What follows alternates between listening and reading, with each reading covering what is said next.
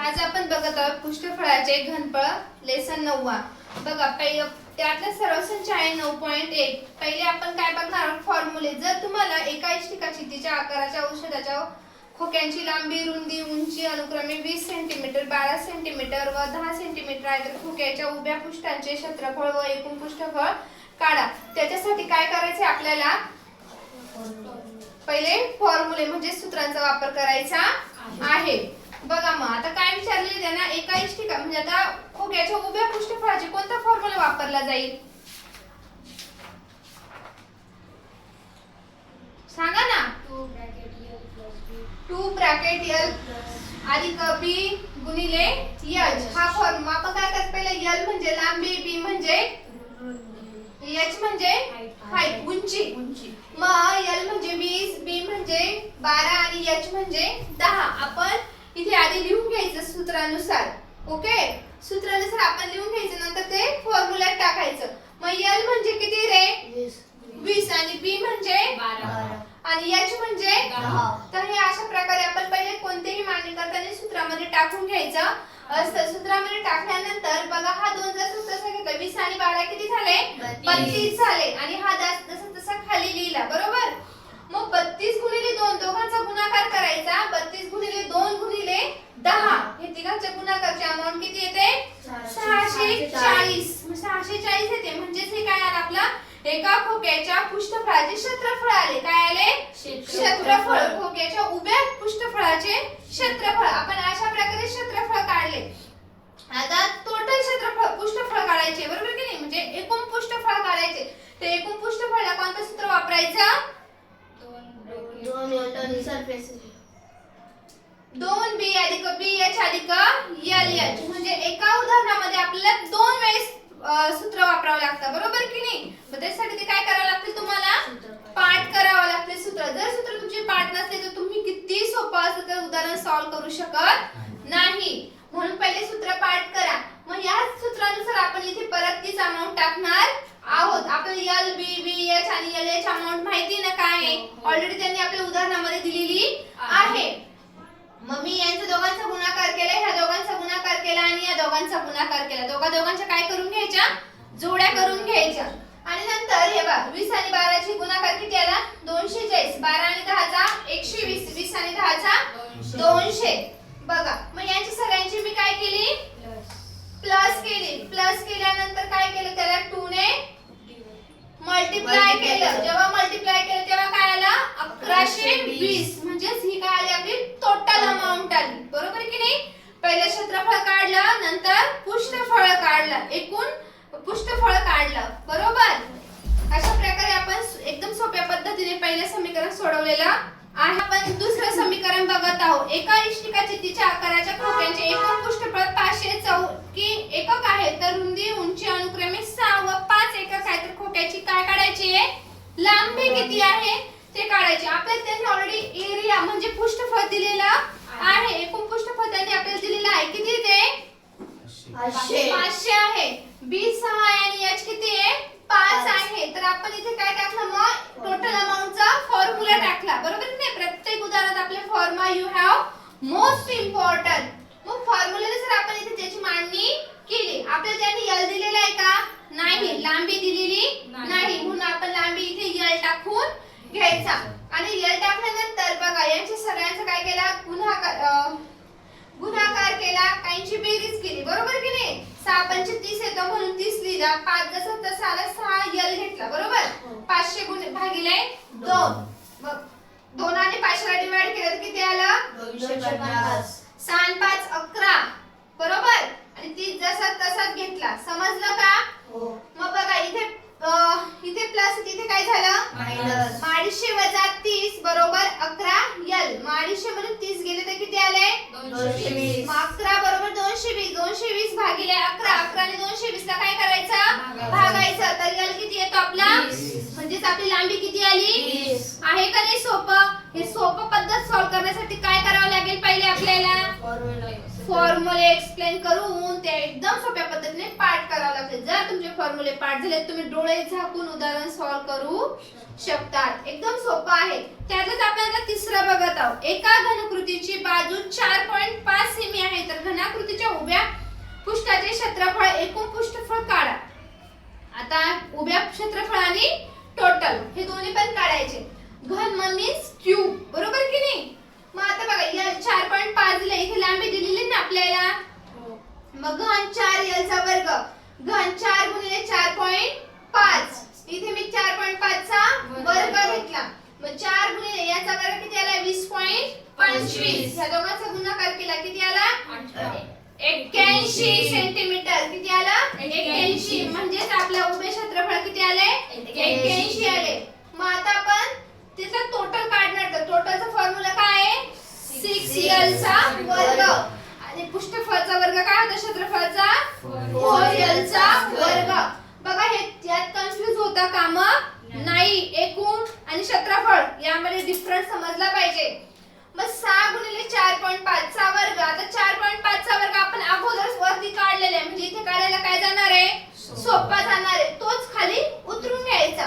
मग ह्या दोघांचा गुणाकार किती आला 121.50. तुमच्या उभ्या पृष्ठफळाचे एकूण पृष्ठफळाचे क्षेत्रफळ किती आले 121.50 आणि क्षेत्रफळ किती आले 81. अशा प्रकारे आपण पहिला, दुसरा आणि तिसरा सम सॉल्व केले आहेत. आपण चौथा सॉल्व करत आहोत. प्रश्न चौथा. एका घनाचे एकूण पृष्ठफळ 5400 किती आहे 5400 आहे. तर घनाच्या उभ्या पृष्ठफळाचे क्षेत्रफळ काढा. मग उभ्या पृष्ठफळाचे क्षेत्र काढायचं आपण काय फॉर्म्युला वापरणार आहे 6xl चा वर्ग. बघा मग 6 ने याला डिवाइड करायचं.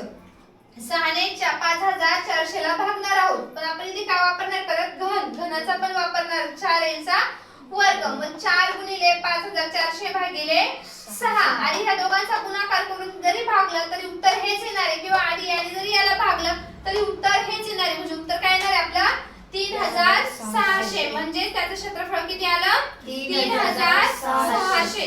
तर आपण त्यातलं पाचवं बघणार आहोत. बघा एका इष्टिकाची तिचे घनफळ 34.50 घन मी असून त्याची रुंदी उंची अनुक्रमे 1.5 मी व 1.15 मी आहेत. तर त्या इष्टिकाची तिची लांबी काढा.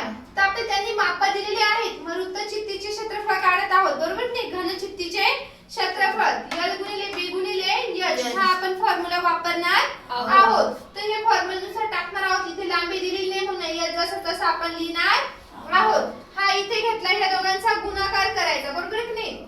इथे 100 तुम्ही घ्या नका घेऊ. डायरेक्ट पण सॉल्व केलं तरी तुमचं उत्तर निघणार आहे किंवा अशा मेथडनी पण सॉल्व केलं तरी उत्तर निघणार आहे. मग 3450 भागिले 1.5 मल्टिप्लाय 1.15 या जसा तसा घेतला. इथे 15 घेतला, इथे 115 पॉइंट मी काढून टाकला. इथला पण 3450 मधला पण पॉइंट काढून टाकला. बघा याची वरती मांडणी केली म्हणून इथे 10 आणि 100 घेतले. मग हे ग्राह्य भी धरला किंवा नाही भी धरला तर काही प्रॉब्लेम येणार नाही. 30 गुणिले 115 भागिले 100. बघा खाली वर मांडणी केली मी. 10 भागिले 15 गुणिले 100 भागिले 115.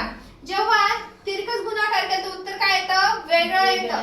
तर अगोदर 15 ने 10 ला भागून घ्यायचं, आलेल्या उत्तराने 15 115 आणि 100 ला भागून घ्यायचं. त्या दोघांचा परत भागाकार करायचा. तर याला काय येणार आपला 20 येणार आहे.